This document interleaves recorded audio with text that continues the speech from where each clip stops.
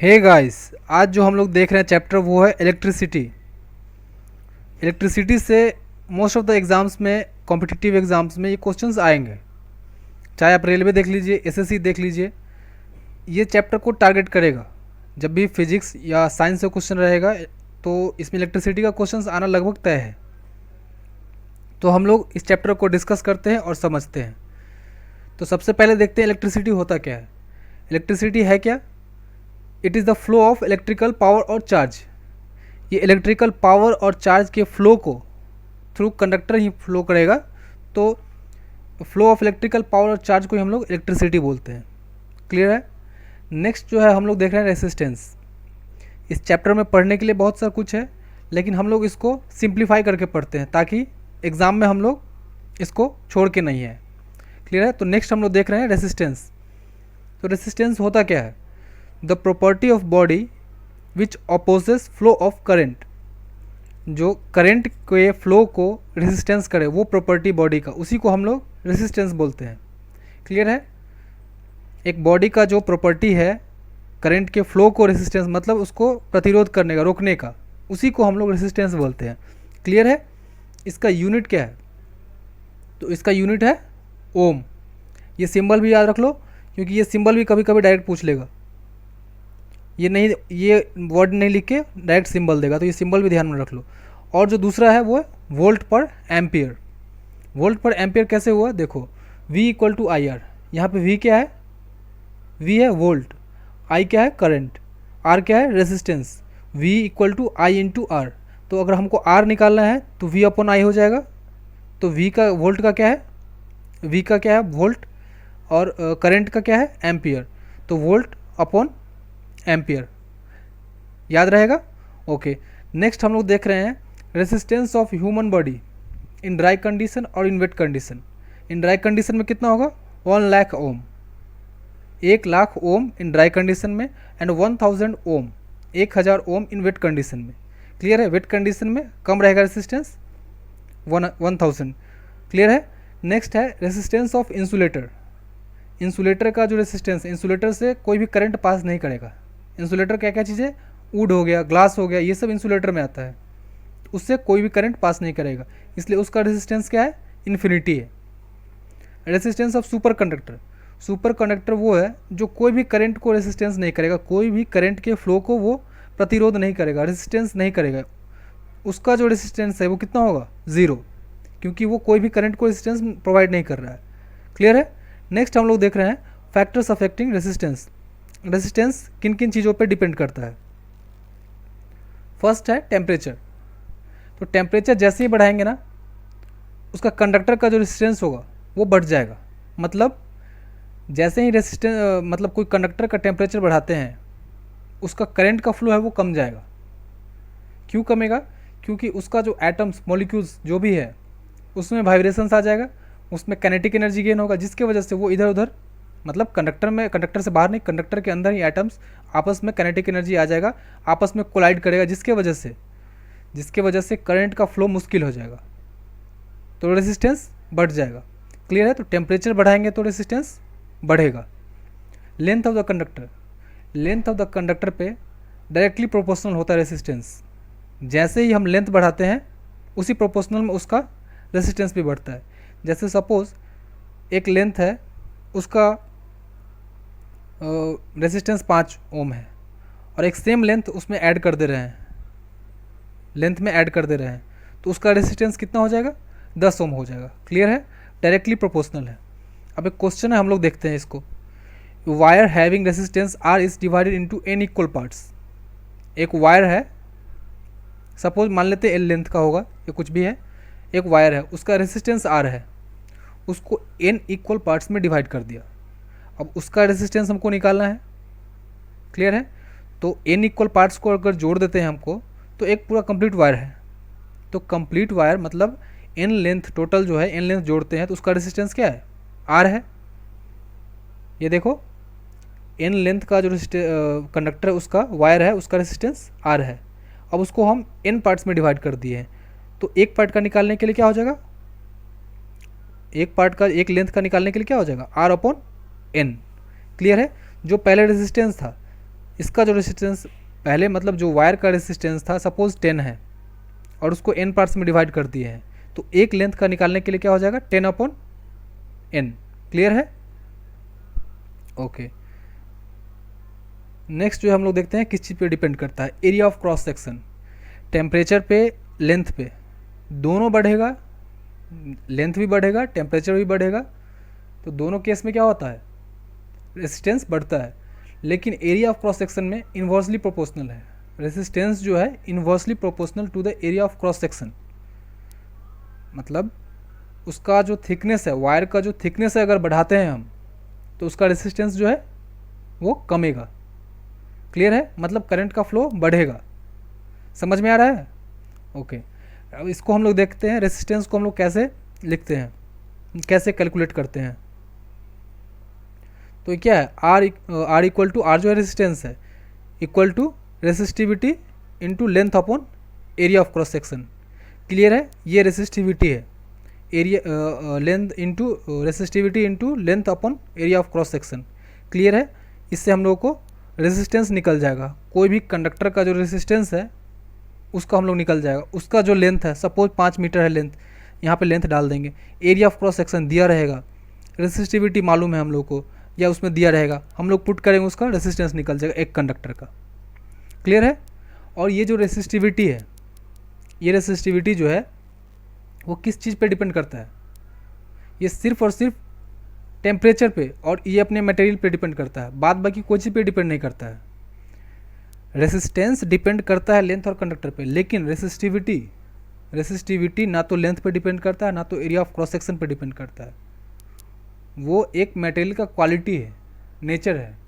Clear है? जैसे gold का अलग रेसिस्टिविटी होगा, कॉपर का अलग रेसिस्टिविटी होगा, और वो सिर्फ और सिर्फ क्या चीज़ पे डिपेंड करेगा, टेम्परेचर पे, टेम्परेचर ऑफ द मटेरियल पे। क्लियर है? वो लेंथ और क्रॉस सेक्शन पे डिपेंड नहीं करता है। और रेसिस्टिविटी और रेसिस्टेंस में कन्फ्यूजन मत होना। क्लियर है? समझ में आ गया? ओके। नेक्स्ट हम लोग देख रहे हैं एक क्वेश्चन है, वायर ऑफ रेसिस्टेंस आर। एक वायर है जिसका रेसिस्टेंस आर है, इस मेल्टेड, यहाँ पे ध्यान दो, इस मेल्टेड है, ये कट नहीं है, is melted and formed a new wire having length half then its new resistance. तो एक वायर है ए लेंथ का है, उसको हम लोग मेल्ट करके हाफ उसका कर दे रहे हैं। उसका पहले रेसिस्टेंस आर था, तो अभी रेसिस्टेंस जो है क्या हो जाएगा, तो अभी जो रेसिस्टेंस हो जाएगा वो R/4 हो जाएगा। सपोज पहले अगर उसका रेसिस्टेंस 16 था, तो मेल्ट करने के बाद अगर उसका लेंथ जो हाफ कर दिए हैं, यहाँ पे ध्यान देना है कि मेल्ट किए हैं, कट नहीं किए हैं। ठीक है? मेल्ट किए हैं, तो मेल्ट करने के बाद क्या हो जाएगा, उसका जो रेसिस्टेंस है, अगर सपोज पहले 16 था तो अभी कितना हो जाएगा 16/4। ये ध्यान देना है। बच्चे यहाँ पे गलती करके आएंगे, L/2 करके आएंगे या R/2 करके आएंगे। क्लियर है? यहाँ पे ध्यान देना है, मेल्ट हुआ है इसलिए उसका क्रॉस सेक्शन बढ़ा है, जब हाफ हो गया तो क्रॉस सेक्शन बढ़ा है, तो उसका रेसिस्टेंस जो है कमेगा, और वो किस एस्पेक्ट में कमेगा, तो R/4। क्लियर है? जो पहले रेसिस्टेंस था उसको 4 से डिवाइड करना होगा। क्लियर है? अब हम लोग नेक्स्ट जो देख रहे हैं वो कॉम्बिनेशन ऑफ रेसिस्टेंसेस। रेसिस्टेंस को कॉम्बिनेशन कैसे होता है, 2 तरीके से होता है, एक पैरेलल कॉम्बिनेशन, एक सीरीज कॉम्बिनेशन। हम लोग फर्स्ट जो देख रहे हैं पैरेलल कॉम्बिनेशन। क्लियर है? तो पैरेलल कॉम्बिनेशन में दोनों जो पॉइंट होगा, रेसिस्टेंस का स्टार्टिंग पॉइंट और एंडिंग पॉइंट, सारे रेसिस्टेंस का एंडिंग पॉइंट और स्टार्टिंग पॉइंट एक जगह जाके मिलेगा। मतलब सारे रेसिस्टेंस का स्टार्टिंग पॉइंट एक होगा, सारे रेसिस्टेंस का एंडिंग पॉइंट एक होगा। क्लियर है? अब इसको हम लोग आर इक्विवेलेंट, मतलब जो टोटल आर रेजिस्टेंस जो हुआ वो कितना हुआ, आर इक्विवेलेंट जो हुआ कितना हुआ। क्लियर है? तो आर इक्विवेलेंट निकालने का फॉर्मूला क्या है इसका, 1/R1 + 1/R2 + 1/R3, वो निकल जाएगा आर इक्विवेलेंट। सपोज इसका 1 है, इसका 2 है और इसका 3 है, रेसिस्टेंस जो है इसका 1 ओम है, इसका 2 ओम है, इसका 3 ओम है।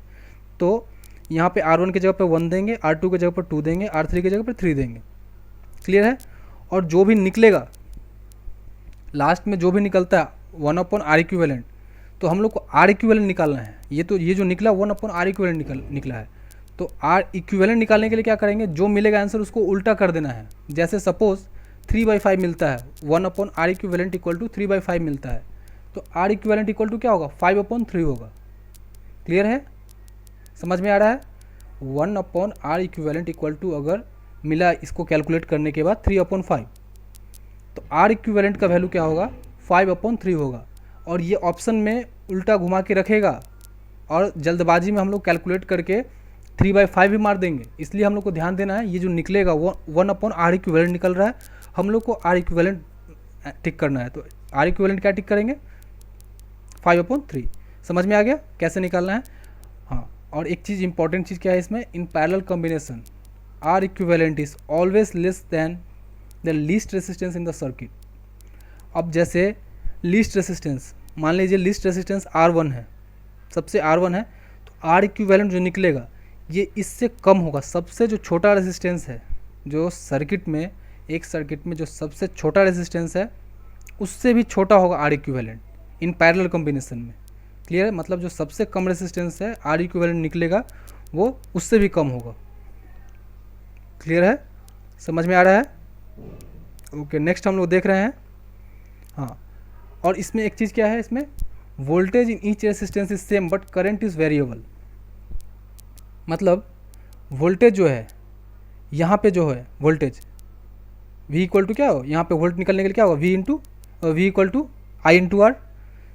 यहाँ पे भी क्या होगा, V equal to I into R. यहाँ पे क्या होगा, V equal to I into R. तो I into R1, I into R2, I into R3, ये तीनों का जो प्रोडक्ट आएगा ना, वो तीनों सर्किट में ये तीनों जो रेजिस्टेंस है वहाँ उसके पास वोल्ट जो है सेम आएगा, लेकिन करंट का जो वैल्यू होगा डिफरेंट होगा। मतलब अगर वोल्ट यहाँ पे अगर 2 वोल्ट आ रहा है तो ये तीनों रेजिस्टेंस के जगह पे 2 वोल्ट 2 वोल्ट 2 वोल्ट ही आएगा, लेकिन करंट का वैल्यू होगा चेंज होगा। क्लियर है, कोई डाउट नहीं है, समझ में आ गया। वोल्ट जो है पैरेलल में वोल्ट सेम रहता है, लेकिन करंट वेरिएबल होता है हर एक रेजिस्टेंस के पास, हर एक रेजिस्टेंस के सामने। क्लियर है। अब नेक्स्ट हम लोग देख रहे हैं सीरीज़ कॉम्बिनेशन। सीरीज़ कॉम्बिनेशन में होता क्या है, एक दूसरे से जुड़े रहेंगे। इसका एंड पॉइंट रेजिस्टेंस R1 का एंड पॉइंट रेजिस्टेंस R2 के स्टार्टिंग पॉइंट से, रेजिस्टेंस R2 का एंड पॉइंट R3 के स्टार्टिंग पॉइंट से, इस तरीक़ा से जुड़े रहेगा रेजिस्टेंस। क्लियर है, यह सीरीज़ कॉम्बिनेशन है। सीरीज़ कॉम्बिनेशन और पैरेलल कॉम्बिनेशन तो सर्किट देख के पता चल जाएगा या क्वेश्चन में दिया भी रहेगा। क्लियर है, तो इसमें R इक्विवेलेंट निकालने का तरीका क्या है। R इक्विवेलेंट निकालने का तरीका इसमें सिंपल है, सिंपली ऐड कर देना है। इसका सपोज 1 है, R1 का 1 है, R2 का 2 है, R3 का 3 ओम रेजिस्टेंस है, तो तीनों को हम लोग को ऐड कर देना है। तो 1 + 2 + 3। क्लियर है, हम लोग को ऐड कर देना, वो R इक्विवेलेंट निकल जाएगा। और यहाँ पे जो R इक्विवेलेंट निकलेगा, जो R इक्विवेलेंट निकलेगा वो greater than the greatest resistance in the circuit. अब R3 का कितना हम बताएं, 3, तो R इक्विवेलेंट जो निकलेगा वो R3 से ज़्यादा होगा। 3 का कितना था, R रेजिस्टेंस 3 का कितना था, 3 ओम बताए थे, तो 3 + 2 + 1 मतलब 6, तो R इक्विवेलेंट तो 6 निकला, तो ये R3 से तो ज़्यादा है। तो जो सबसे बड़ा रेजिस्टेंस होगा सीरीज़ में उससे भी ज़्यादा होगा, R इक्विवेलेंट जो है उससे भी ज़्यादा होगा। क्लियर है। हाँ, यहाँ पे देख लो, जैसे एग्जांपल में बताएं R3 R2 से ज़्यादा है और R2 है R1 से ज़्यादा है, तो R इक्विवेलेंट जो है सबसे बड़ा, जो सबसे बड़ा R3 है, R3 से ज़्यादा होगा। क्लियर है। ओके, नेक्स्ट हम लोग देख रहे हैं इलेक्ट्रिक पोटेंशियल। इलेक्ट्रिक पोटेंशियल होता क्या है, the amount of work done in bringing a unit positive charge from infinity to that point is known as electric potential. एक इन्फिनिटी पॉइंट से एक पॉजिटिव चार्ज को हम लोग कोई पॉइंट पे ला रहे हैं, तो उसको लाने में जो काम किया जाएगा उसी को हम लोग इलेक्ट्रिक पोटेंशियल बोलते हैं। क्लियर है। इसको हम लोग कैसे कैलकुलेट करते हैं, ये देखो, VA मतलब इसको वोल्ट ही, इसका यूनिट भी वोल्ट ही है, तो VA equal to work done, कहाँ से कहाँ, इन्फिनिटी से उस पॉइंट तक लाने में, A पॉइंट तक लाने में, अपॉन चार्ज। क्लियर है, जो पॉजिटिव चार्ज का जो वैल्यू है उसको लाने में जो काम किया गया वही चार्ज का वैल्यू। क्लियर है, तो यहाँ पे कैसे निकलेगा, VA equal to work done upon charge, जो चार्ज का वैल्यू है। क्लियर है, इसका यूनिट क्या होगा, इसका यूनिट क्या होगा इलेक्ट्रिक पोटेंशियल का, वोल्ट। क्लियर है, और जूल पर कूलम्ब। जूल पर कूलम्ब इसलिए क्योंकि वर्क डन का यूनिट क्या होता है, जूल, और चार्ज का कूलम्ब। तो इसका एक तो ऐसा यूनिट है वोल्ट, और अगर दूसरा पूछे तो जूल पर कूलम्ब। क्लियर है, समझ में आ गया।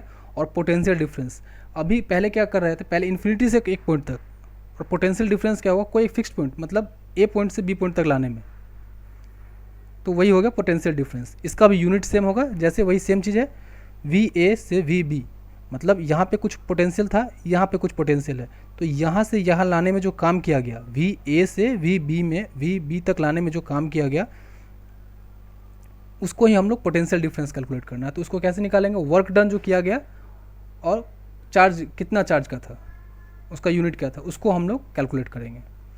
क्लियर है, पोटेंशियल डिफरेंस और इलेक्ट्रिक पोटेंशियल समझ में आ गया। ओके, नेक्स्ट हम लोग जो देख रहे हैं, इसको कैसे कैलकुलेट करते हैं, इसको कैसे मेजर करते हैं, वो हम लोग देखते हैं। तो it is measured by volt meter, potential difference electric potential, potential difference या इलेक्ट्रिक पोटेंशियल, इसको कैलकुलेट हम लोग कैसे करते हैं, वोल्ट मीटर से। क्लियर है, और volt meter is always connected in parallel, ये हमेशा याद रखना है ये चीज़, वोल्ट मीटर हमेशा पैरेलल में कनेक्ट होता है, because its resistance is too high. और अगर भूल जाते हो कि वोल्ट मीटर पैरेलल में कनेक्ट होता है या सीरीज में कनेक्ट होता है, तो एक चीज़ रिलेट करके याद कर लो, पैरेलल में क्या होता है, वोल्टेज, पैरेलल जो कॉम्बिनेशन सर्किट होता है उसमें क्या होता है, वोल्टेज सेम होता है। क्लियर है, बताए थे। तो वोल्ट मीटर हमेशा क्या है, पैरेलल में कनेक्ट होगा। रिलेट हो गया, याद रहेगा। अब वोल्ट मीटर हम लोग पैरेलल में कनेक्ट करते हैं हमेशा, क्यों, क्योंकि इसका रेसिस्टेंस बहुत ज़्यादा होता है, रेसिस्टेंस इज टू हाई। अगर हम सीरीज में कनेक्ट कर देंगे तो वो तो करंट पास ही होने नहीं देगा, क्योंकि इसका रेसिस्टेंस बहुत ज़्यादा होता है, इसलिए वोल्ट मीटर को हम लोग हमेशा पैरेलली कनेक्ट करते हैं। क्लियर है, और resistance of ideal volt meter is infinity. Clear है, आइडियल वोल्ट मीटर मतलब जो हम लोग आइडियल मान के चलते हैं वोल्ट मीटर, उसका रेसिस्टेंस जो है इन्फिनिटी है। क्लियर है। अब हम लोग नेक्स्ट जो देख रहे हैं, क्या देख रहे हैं, इलेक्ट्रिक करंट देख रहे हैं। ठीक है, इलेक्ट्रिक करंट है क्या, the rate of flow of charge is electric current. Clear है, rate of flow of charge मतलब कितना चार्ज एक यूनिट अमाउंट ऑफ टाइम में पास कर रहा है, उसी को हम लोग करंट बोलते हैं। I equal to Q by T. I क्या है, करंट है, क्यू क्या है, चार्ज है, और टी क्या है, टाइम है। मतलब कितना अमाउंट ऑफ चार्ज एक यूनिट टाइम में पास कर रहा है, उसी को हम लोग करंट बोलते हैं। तो ये जो मतलब फार्मूला, इसको याद रखना है, I equal to Q upon T. इस पर बेस्ट क्वेश्चन डायरेक्ट पूछ लेगा एग्जाम में। ठीक है, इस पर बेस्ट डायरेक्ट क्वेश्चन पूछ लेगा, I equal to Q upon T. और एक बताए थे V equal to I R. Clear है, ओके। इसका यूनिट क्या है, इसका यूनिट एम्पियर होता है। ठीक है, पोटेंशियल डिफरेंस का बताएं वोल्ट होता है, इसका क्या है, इलेक्ट्रिक करंट का एम्पियर। और कुलम्ब पर सेकेंड, कुलम्ब पर सेकेंड क्यों होगा, क्योंकि चार्ज का यूनिट क्या है, कुलम्ब है, टाइम का क्या है, सेकेंड है, तो कुलम्ब पर सेकेंड। क्लियर है, लेकिन ये एम्पियर याद रखना है। और डायरेक्शन क्या होता है, हमेशा पॉजिटिव टू नेगेटिव होता है। डायरेक्शन जो होता है फ्लो ऑफ चार्ज का, वो क्या होता है, पॉजिटिव टू नेगेटिव होता है, ये याद रखना है। इलेक्ट्रॉन्स मूव करेगा नेगेटिव टू पॉजिटिव, लेकिन डायरेक्शन ऑफ इलेक्ट्रिक करंट क्या होगा, पॉजिटिव टू नेगेटिव होगा। ये कन्फ्यूजन मत रखना। क्लियर है, समझ में आ गया, डायरेक्शन इसका क्या है, पॉजिटिव टू नेगेटिव। हाँ, और एक इंपॉर्टेंट चीज़ इसमें ध्यान देना है, ये स्केलर क्वांटिटी है, ये स्केलर क्वांटिटी है, ये याद रखना है। ये वेक्टर नहीं है, ये स्केलर क्वांटिटी है। क्लियर है। हाँ, अब हम लोग इसको मेजर कैसे करते हैं, इलेक्ट्रिक करंट को मेजर कैसे करेंगे, कितना करंट है, इसको हम लोग मेजर करेंगे ना कोई डिवाइस से, तो इसको मेजर करते हैं किससे, एमीटर से। क्लियर है, इसको हम लोग एक डिवाइस है एमीटर, उससे हम लोग मेजर करते हैं। जैसे वोल्टेज को वोल्ट मीटर से करते हैं, इलेक्ट्रिक करंट को एमीटर से करते हैं। क्लियर है। हाँ, और the resistance of ammeter is very low, so it is connected in series. Volt meter का रेसिस्टेंस बहुत ज़्यादा होता है, इसलिए उसको हम लोग पैरेलली कनेक्ट करते हैं सर्किट में। लेकिन इसका रेसिस्टेंस बहुत कम होता है एमीटर का, इसलिए इसको कैसे कनेक्ट करते हैं, इसको हम लोग सीरीज़ में कनेक्ट करते हैं। क्लियर है, ओके। नेक्स्ट हम लोग देख रहे हैं types of electric current. Types of electric current कितने तरीके के होते हैं, दो तरीके के, अल्टरनेटिव करंट, डायरेक्ट करंट, जिसको हम लोग डिनोट करते हैं एसी या डीसी से। तो एसी क्या होता है, वेरिएबल करंट होता है, मतलब वो टाइम के रिस्पेक्ट में चेंज होते रहेगा, टाइम के रिस्पेक्ट में चेंज होते रहेगा। अल्टरनेटिव करंट ऐसा है, ये कभी ऊपर था कभी नीचे है। क्लियर है, कभी फिर ऊपर आया कभी फिर नीचे है। तो टाइम के रिस्पेक्ट में ये इसका जो वैल्यू है चेंज हो रहा है, मैग्नीट्यूड जो है इसका चेंज होते रहा है। क्लियर है अल्टरनेटिव करंट में। और डायरेक्ट करंट में क्या है, डायरेक्ट करंट में जो भी है उसका वैल्यू, करंट का वैल्यू वो कांस्टेंट रहेगा टाइम के रिस्पेक्ट में। क्लियर है, 5 एम्पियर है तो 5 एम्पियर 5 मिनट पे भी था, 10 मिनट पे भी था, वो कांस्टेंट है, उसको हम लोग क्या बोलते हैं, डायरेक्ट करंट। क्लियर है। हाँ, नेक्स्ट हम लोग देख रहे हैं एक नोट है। नोट में क्या है, ammeter and volt meter measures RMS value of AC current. ये इंपॉर्टेंट फैक्टर है, इसको याद कर लो, हो सकता है डायरेक्ट पूछ ले एग्जाम में कि ये किस चीज़ को मेजर करता है, आरएमएस वैल्यू को मेजर करता है। एमीटर और वोल्ट मीटर दोनों measures the RMS value of alternating current. Rectifier क्या है, रेक्टिफायर एक डिवाइस है which converts AC into DC, alternating current को डायरेक्ट करंट में बदल देगा। रेक्टिफायर जैसे लगा दिए इसमें, तो रेक्टिफायर ये जो इसमें ऊपर है, एक नीचे है, एक नीचे का वैल्यू एक ऊपर का वैल्यू, इसको क्या करेगा, रेक्टिफायर इसको एक कांस्टेंट वैल्यू में बना देगा, बदल देगा। क्लियर है। रेक्टिफायर का काम यही है, इसको फिर जब कांस्टेंट हो गया तो फिर ये डीसी हो गया, तो वही rectifier converts AC into DC. Clear है। अब नेक्स्ट हम लोग देख रहे हैं सेमीकंडक्टर। अब सेमीकंडक्टर होता क्या है, जिसका conductivity lies between conductor and insulator. Conductor electricity को पास होने देता है, इंसुलेटर पास होने नहीं देता है, लेकिन इसका जो है कंडक्टिविटी दोनों के बीच में लाइज करेगा। क्लियर है। ओके। और इसमें एक इम्पॉर्टेंट फैक्टर ये है, कंडक्टर में हम लोग अगर टेम्परेचर बढ़ाते हैं कंडक्टर में, तो उसका क्या होता था, जो करंट फ्लो था वो कम जाता था, रेजिस्टेंस क्या था, बढ़ जाता था। लेकिन यहाँ पे क्या होगा, ये सेमीकंडक्टर है, अगर इसमें टेम्परेचर बढ़ाएंगे तो उसका कंडक्टिविटी भी बढ़ेगा। मतलब यहाँ पे टेम्परेचर बढ़ाने से कंडक्टिविटी बढ़ रहा है। क्यों बढ़ रहा है, क्योंकि ये सेमीकंडक्टर है। क्लियर है, कंफ्यूज मत होना, ये सेमीकंडक्टर है, यहाँ पे टेम्परेचर बढ़ाएंगे तो रेजिस्टेंस उसका डिक्रीज होगा। क्लियर है। और यहाँ पे कंडक्टिविटी इसका बढ़ेगा। और टाइप्स ऑफ सेमीकंडक्टर, दो टाइप्स ऑफ सेमीकंडक्टर होते हैं, एक इंट्रिंसिक एक एक्सट्रिंसिक। क्लियर है। इंट्रिंसिक क्या, प्योर सेमीकंडक्टर, उसमें कोई इम्प्योरिटीज़ नहीं रहेगा। एक्सट्रिंसिक में इम्प्योर सेमीकंडक्टर, उसमें इम्प्योरिटीज़ परसेंट रहेगा, मतलब मिक्सचर है उसमें। क्लियर है, उसमें इम्प्योरिटीज़ का मिक्स किया गया है। समझ में आ गया। Two types of semiconductor. और सेमीकंडक्टर में क्या होगा, जब भी हम लोग टेम्परेचर बढ़ाएंगे तो उसका क्या है, रेजिस्टेंस कमेगा, उसका कंडक्टिविटी बढ़ेगा, मतलब उसमें करंट फ्लो बढ़ेगा। क्लियर है। ओके। नेक्स्ट हम लोग देख रहे हैं एक्सट्रिंसिक के बारे में। इंट्रिंसिक तो प्योर है, वो एक्सट्रिंसिक इम्प्योर है। तो वो किस टाइप के होते हैं, दो टाइप के वो भी होते हैं, एक एन टाइप एक पी टाइप। एन टाइप में क्या है, मेजोरिटी जो है, ऐसा नहीं है कि उसमें होल्स नहीं है, लेकिन मेजोरिटी जो चार्ज कैरियर वो क्या, इलेक्ट्रॉन्स के थ्रू उसका मेनली जो चार्ज कैरियर्स है उसका इलेक्ट्रॉन्स है। पी टाइप में majority charge carrier is hole. Clear है। एन टाइप में इलेक्ट्रॉन्स, पी टाइप में होल। तो इस दोनों को मिला के हम लोग क्या बनाते हैं, पी एन जंक्शन बनाते हैं। क्लियर है, P N junction. When N type and P type come in contact, तब बनता है ये पी एन जंक्शन। क्लियर है। और इसका यूज़ क्या होता है, इसमें ज़्यादा कुछ हम लोग को भी नहीं समझना है, बस इतना ही समझना था, एन टाइप होता क्या है, पी टाइप होता क्या है, पी एन जंक्शन बनाते हैं, पी एन जंक्शन का क्या काम होता है, बस इतना ही हम लोग को समझना है। क्लियर है। तो when N type and P type come in contact, वो बन जाता है पी एन जंक्शन। अब इसका हम लोग यूज़ कहाँ कहाँ करते हैं, it is use in making rectifier and transistor. Clear है।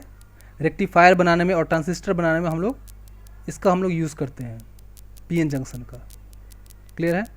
और एक नोट है, अब ये नोट देख लो, बेंजामिन फ्रैंकलिन हम लोग को चार्ज के बारे में फर्स्ट टाइम ये तो चार्ज के बारे में बताया, बेंजामिन फ्रैंकलिन।